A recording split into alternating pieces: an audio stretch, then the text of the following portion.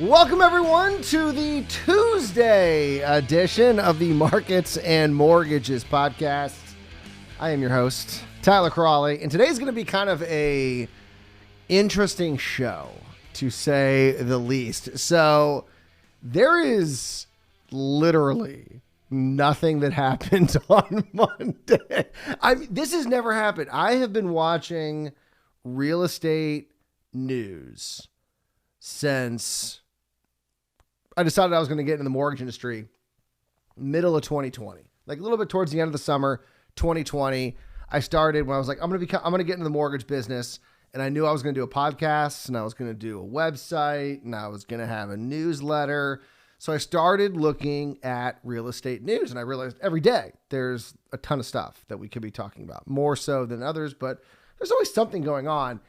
And there, like, literally nothing happened yesterday. It reminded me, I remember one time when I was in high school and a friend of mine telling me, and I remember this is like when the internet was around, but it still was like in its infancy. And that was back when, I don't know, could you trust the internet? You didn't know if you could trust it or not. And it was a weird place. And I remember and this is why I didn't look this up right away. I remember someone telling me that there was like one day a year where there were no live sports on TV. And so like ESPN like didn't know what to do. They were joking about that, you know, ESPN kind of had to figure out what they were going to be doing, which of course is kind of funny nowadays because there's not as much live sports as there used to be on ESPN. Now it's all opinion, and they've changed kind of their format, and I don't really want to get into all of that. But that was back when it was mostly sports. And then they had some commentary programs where now it's the kind of opposite of that. And I looked it up, and it turns out that there are 2 days a year where there are no live sports. And I mean, by live sports, I mean like the big, what's the word I'm looking for? The big, I almost said sports franchises, the big leagues. That's what I was going for. You know, Major League Baseball, NFL, NHL, golf, obviously the PGA Tour, not live, not the live tour, PGA Tour.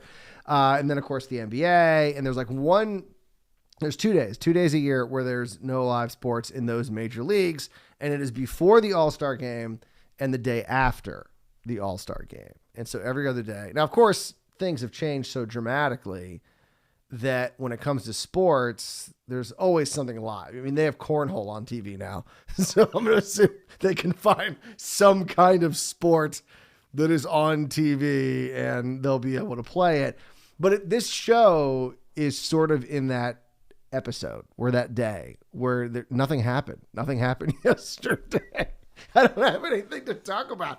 Literally the only thing I have is actually an article, not from yesterday. It was not from August 29th. It's from August 27th. It's about Zillow.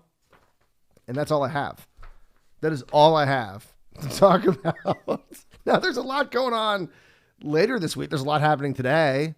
There's a lot going on later in the week, but nothing happened on Monday. And it was so crazy because it was like a perfect storm where, you know, Mondays are usually pretty uneventful unless something happens, like new home sales, or because but the big reports, you know, National Association of Realtors, you know, Case-Shiller, Nonfarm payroll. I mean, there's big reports that everyone kind of gets hyped for, you know, grade A reports, never on Mondays. They're always kind of like in the middle of the week, Tuesday, Wednesday, Thursday. Usually Fridays don't get a lot of love other than the non-farm payroll that we get every month. And we are getting it this Friday, interestingly enough. But Mondays are usually kind of hit or miss. But this Monday in particular, I mean, there was nothing. I was scrounging any website that had any housing data whatsoever. I don't care how obscure, nothing. And then usually the only report that we ever get on Monday that I actually am a big fan of is, of course, Altos Research, which, you know, they track weekly data. And I was actually kind of interested to see where inventory was going to be, because if you remember last week, we talked about inventory dropping to 0% week over week, not 0% total, but week over week gains had dropped to 0%. And I think Mike Simonson, the head of Altos, was actually traveling or something. And so there was no data this week. It's like, I was thinking, because I had this Zillow article And I said, okay, well, at least we'll have some data from Altos and we can talk about that. No, we don't even have that. And so there's nothing. I thought about doing, for those who used to listen to talk radio, there was a show called The Savage Nation. And Michael Savage, who was probably the most controversial host. Most people, when you talk about talk radio, they know Rush Limbaugh, obviously, and the controversies that surrounded him. But I mean, in comparison to Michael Savage, I mean, he was like nothing. Like Michael Savage, I won't get into it, but you can go look at some of the stuff that Michael Savage has reportedly said on the radio, or his ill-fated MSNBC show. Yeah, the most rabid conservative guy on the radio back in the day before MSNBC became sort of the anti-Fox News. He had a show on there, and it didn't last a lot of episodes. Shocker. But I used to listen to his show because I was on talk radio. I wasn't a huge fan because Savage was so angry. I didn't like angry talk radio. And Michael Savage was on 3 to 5 on the network that I was on. So sometimes I'd be in studio kind of getting ready for my show for the next day, and he would be on. And, sometimes when you get really riled up, it'd be kind of funny because he gets so mad. He would get so mad and angry, yell at people. But I would listen to his show, and I swear to God, towards the end when I think he just didn't really care anymore as much. He wasn't making as much money, and he kind of made a whole bunch of money earlier in his career when he was kind of one of the original, talk radio guys. He was just like phoning it in. I mean, I would tune into a show and, it would be on. And I swear he was just like reading, because his website was headlines. Like people would post headlines. I think he was at some point had like some deal with World Net Daily, and they would post articles on his website. And he would just like read like headlines. Like he would just go to the website and be like, all right, like, I'm on Drudge Report right now. So he'd be like, Hollywood Walk of Fame shuts down after shooting, leaves teen dead. Then he'd go on a rant about that. And then he'd be like, all right, straight pride march leads to violent clash. And then he'd go on a rant about, gay pride, straight pride, abortion clinic. He was just like, but it wasn't like he planned the show. He just was like, I'm just going to read headlines, and then we're going to go to a break. I'm going to come back and read more headlines, take some phone calls. And I almost thought about doing that for today's show and just like read headlines because there's nothing going on. There really isn't a lot going on. And now I've spent 8 minutes talking about how there's not a lot going on. All right, so let's talk about the one thing that I do have in front of me. And I mean, it's amazing because I just want to remind you, a year ago, it was about a little bit less than a year ago, because I think it was November. No, I'm sorry. It was late September 2021. The infamous TikTok video. There was a real estate agent. We talked about it extensively here on this podcast. If you want to go back and listen to those episodes, you can. There was a real estate agent in Nevada. His name was Sean Gotcher. Never forget that, because the fact that his last name was Gotcher, like almost like gotcha, is just so perfect. He does a TikTok video where he doesn't explicitly say Zillow. He doesn't say them, but we all know who he's talking about, because he's like, what if there was a website that was so big and everyone went there and was looking for homes, and they could compile all this data and see where everyone was looking, and then go into those neighborhoods and or areas and buy up all these homes, and then they'd buy all the homes up for a certain price, and then this was his theory, and then they would then sell one of those homes for slightly higher. And then that would cause all the other homes that they bought for less to also jump in price, because that's now the new comp, and that's how they were making all this money. So his theory, his conspiracy theory, was that Zillow was buying up all these homes in neighborhoods, and they were. I mean, they had an iBuying program. We all know about that. And they're buying up homes for, mind you, less. In the heat of at the hottest part of the housing market, which was 2021. They were, and it's debatable what was a hotter part of the housing market. Was the summer of 21, or was it the spring, kind of like into the spring of 2022? I don't know. It's hard to say, but they both were equally extremely hot. And so his theory was that somehow they were buying up all these homes in an area where homes weren't on the market for more than a day, and they were buying up all these homes for less than they were worth. Like, I don't know how he thought they were doing this. So that was his theory. They were buying up these homes at below market value and then increasing the price when they went to sell it. And then that would increase all the other prices and boom, they would make all of this money. Well, then of course, I think it was like 6 weeks later, Zillow comes out and announces that not only are they not making money, a ton of money with their iBuying program, they are losing so much money that if they don't immediately shut down the program, it is going to bankrupt the entire company.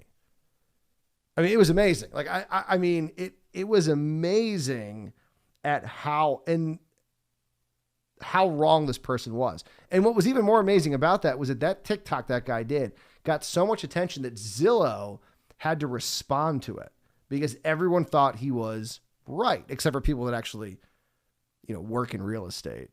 I hadn't even been in real estate I was like barely a year. And I was like, there's no way that's right. Like, there's no way that makes any sense that Zillow is buying homes under market in bulk. That's just not happening. And of course it wasn't. I mean, they were overpaying for homes, way overpaying to the point where it almost bankrupted the whole company. I mean, like, it was the exact opposite of what was happening. And it's to this day, it amazes me because like that guy still does TikTok videos. I mean, how that guy wasn't like, I don't know, maybe he's not a real estate agent anymore, but I couldn't imagine how like embarrassing that would be for your biggest video to go viral. And so much so that the guy who's the CEO of the company has to respond to it.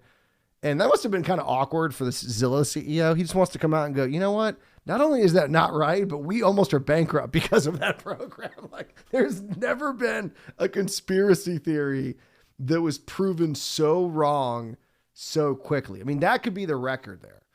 So it has been a rough year for Zillow, almost a year since all of this started. And it has been a rough year. They have lost 2/3 of their value.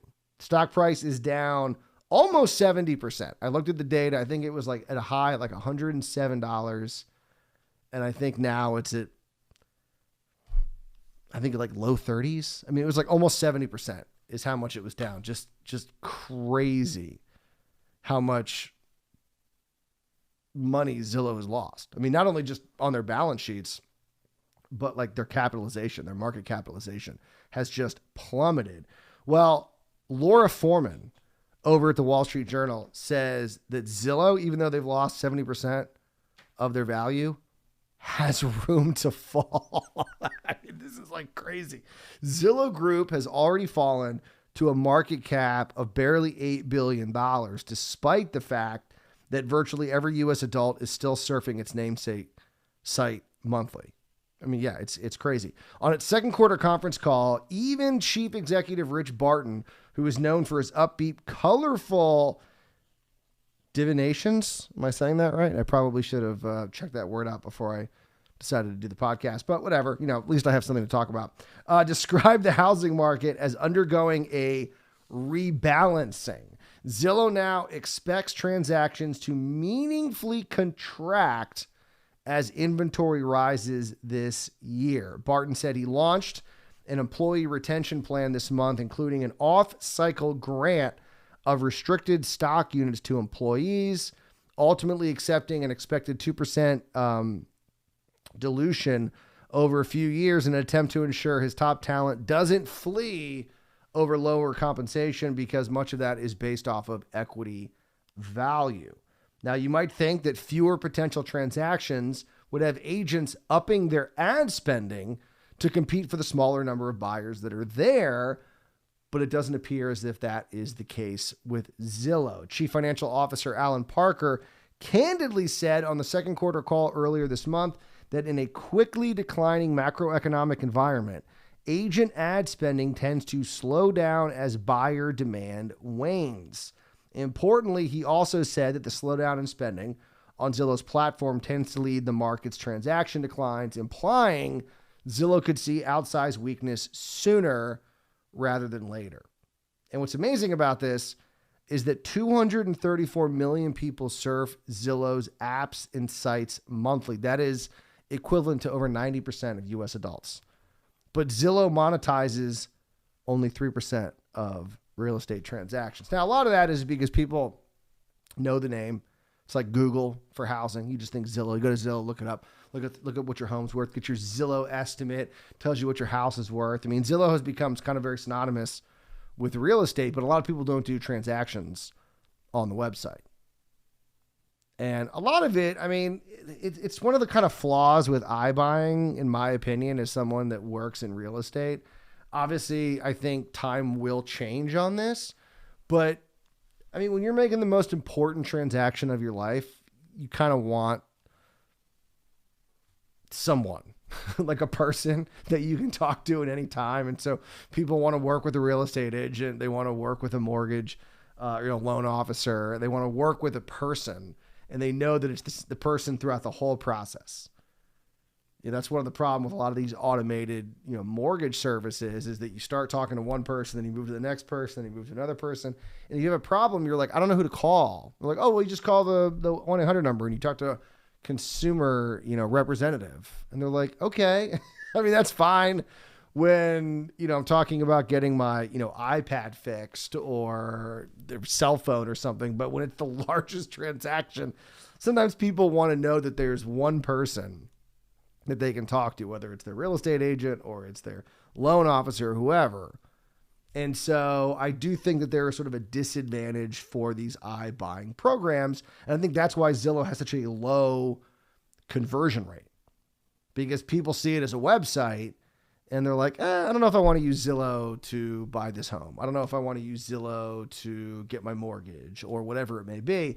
And I think that will change. I think more people, as time goes on, younger generations who are more comfortable with AI and sort of using a computer and using technology for major purchases, you are seeing sort of the rise of Carvana and things like that. Maybe it'll reach more people in housing, but I do think it's going to take a little longer than some of the original projections. Oh, this is really going to take off. And I just don't think it did. Now, what's interesting is that Zillow does have a new partnership with Opendoor, which is an automated home flipping market leader, basically doing with what Zillow was doing with their iBuying program. And so they've sort of realized, okay, maybe we're not that good at doing this. So we'll find someone who is the market leader and we'll work out a partnership, which is probably a smart idea.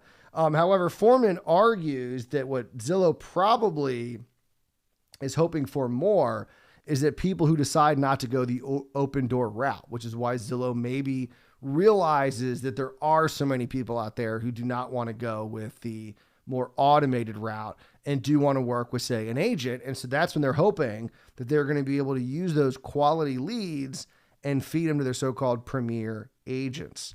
They're also hoping it'll bring people to the platform so they can monetize subsequent home purchases via adjacent services like mortgages, title, and escrow. And so, I mean, it's going to be an uphill battle. I mean, there's no doubt. So there is some optimism that Zillow can, to some extent, come back. But Foreman's arguing that at least in the short term, there's going to be short-term pain. We could see more losses with their stock. Will that lead to long-term gain is kind of still up in the air. Have they kind of damaged themselves with all that negative press this last 12 months? We will see. I mean, obviously it hasn't damaged it with regards to people going to the website and looking up what their home is worth. But do they want to do business with Zillow? And I think the fact that you're seeing kind of a pullback from some realtors advertising. And I'll tell you, there is that. I mean, as someone, I was in radio for 11 years.